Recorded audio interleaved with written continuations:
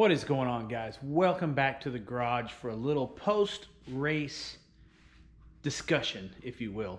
So first off, I want to start out by saying I did everything wrong on this build. Everything. There's nothing about it that's right. And what I mean by that is, for those of you who follow along, for some crazy reason, you follow along to maybe for tips or clues on how to build your car and things that you like and don't like. I'm gonna give you some suggestions on a few things that what I would consider to be wrong. And let me first start off by saying that some of this car is the way it is because it has been through a few changes this season that normally I wouldn't do.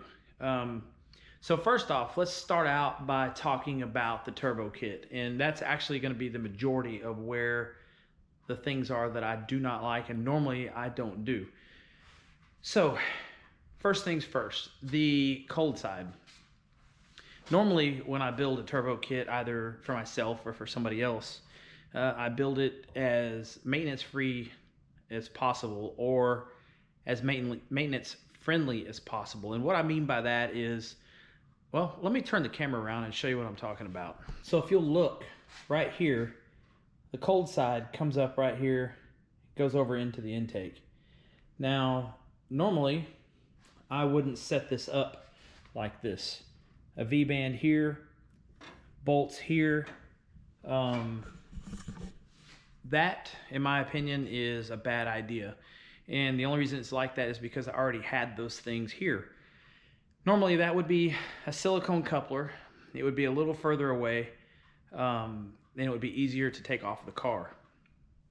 Now, the reason why I don't like it is because it takes the passenger side valve cover, rocker adjustment, coils, spark plugs, and everything on that side of the engine a good 30 minutes more to do.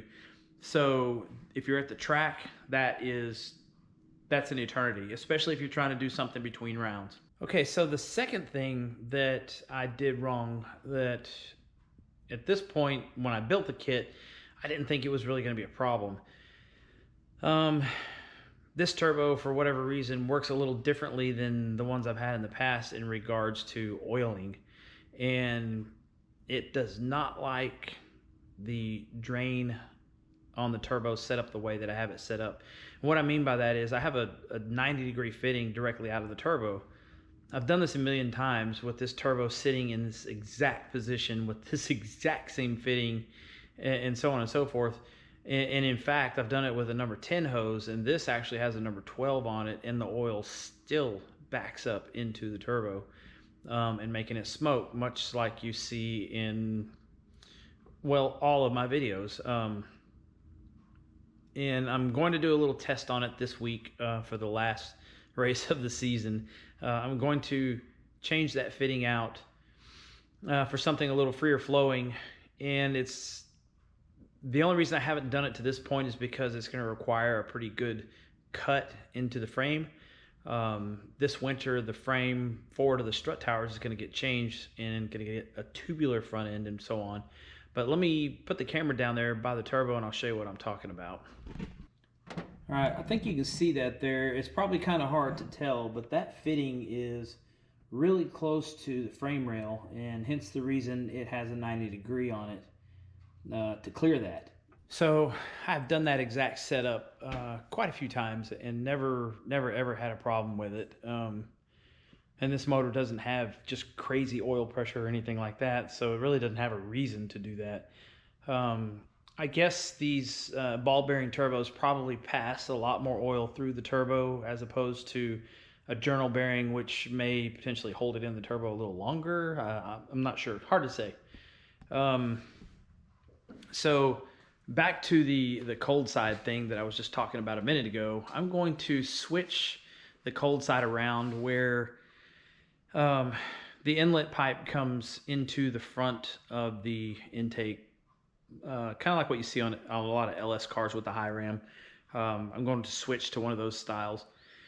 Let me see what else is next, because I had 3 or 4 things I wanted to tell you guys about. Okay, so one other thing, again, these parts, a lot of these things on the car are used from my other car that I started earlier in the channel. And one of those things is the way I have the coils set up. So I'm not a big fan of the coils on the valve covers at this point, because when you go to do rocker adjustments, like I mentioned earlier, they get in the way. You have to unplug every one of them, or at the very least unplug that side of the engine. And even the way I had it set up before, the vent lines for the valve covers were just in a bad place. So I'm gonna turn the camera around and show you what I'm talking about there. So that fitting used to be the vent line that went to the catch can, and as you can see, the coils all have to be unplugged in order to get the valve cover off. So I added this vent temporarily. So the number 16 vent that's on there actually does a pretty stinking good job venting the crankcase like it's supposed to. Let's see what's next. Okay, this part is going to be a 2-in-1. So there's two different things that I don't like about what I'm going to show you. First thing, fuel pressure regulator, methanol pressure regulator mounted on the front of the engine. Now, with my regular downpipe on there, the one that actually points down to the ground and exits down by the bell housing, those two are not in the way. With this downpipe, it's really in the way.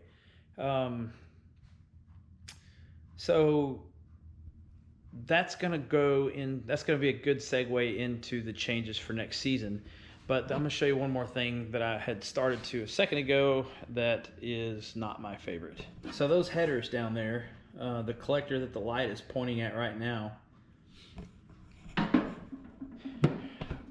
both headers on this thing are real similar in where they exit.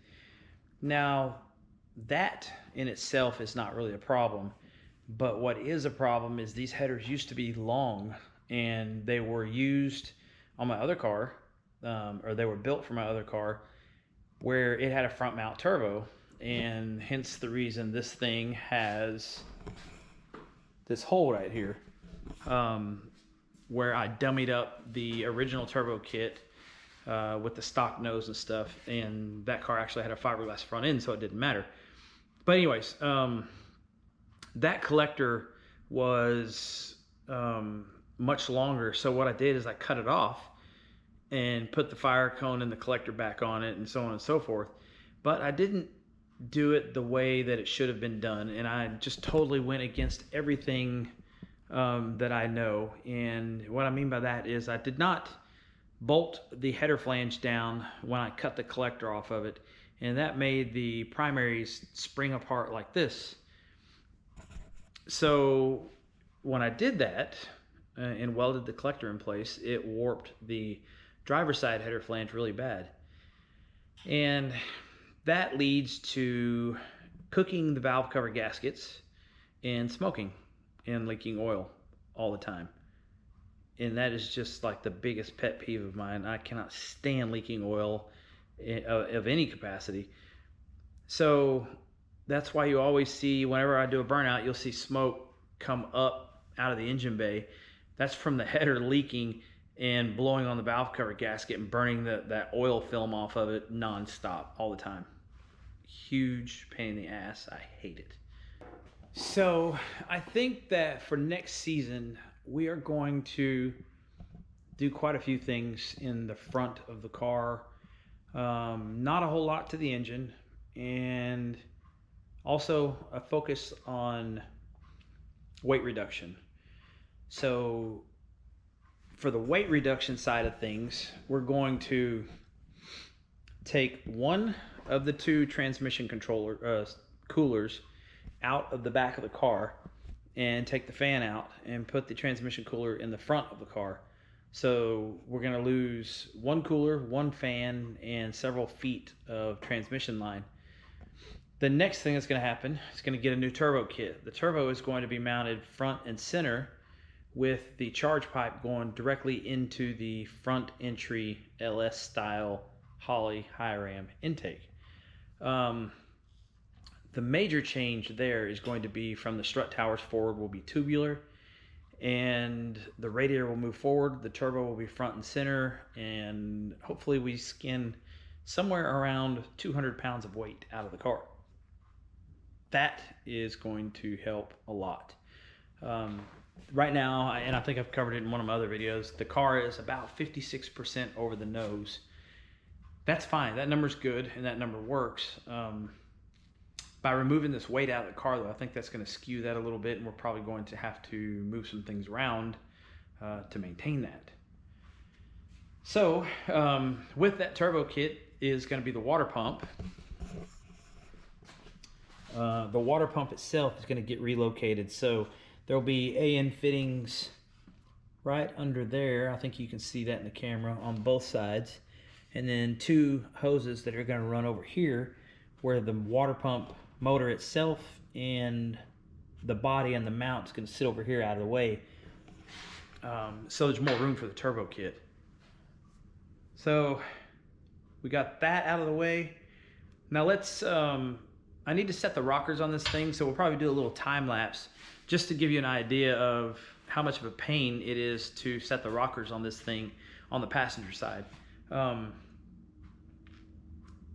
That doing this at the track is just out of the question. And again, normally I wouldn't set it up like this, but since it's been built, modified, and changed a few times, that's why it's the way it is. Okay, so this video is already getting kind of long, and we're going to forego the previously mentioned rocker adjustment. And as you can see behind me, that's as far as I got. The valve covers are off, the intake tube is off, and it's ready to set. I just hadn't got there yet. So we will probably put that in the next video. We got some tech talk to go over in regards to the last race. And well, if you made it this far in this video, congratulations. You are really bored yet again. This, if this video helps one person get their car set up in a manner where it is easier to work on and keeps you from throwing wrenches and things, then the video was a success. So outside of that, thanks for stopping by, guys. I really do appreciate it. As usual, be sure to give it a thumbs up. Subscribe if you haven't. Hit the notification icon. Check the links below, and we will see you in the next video.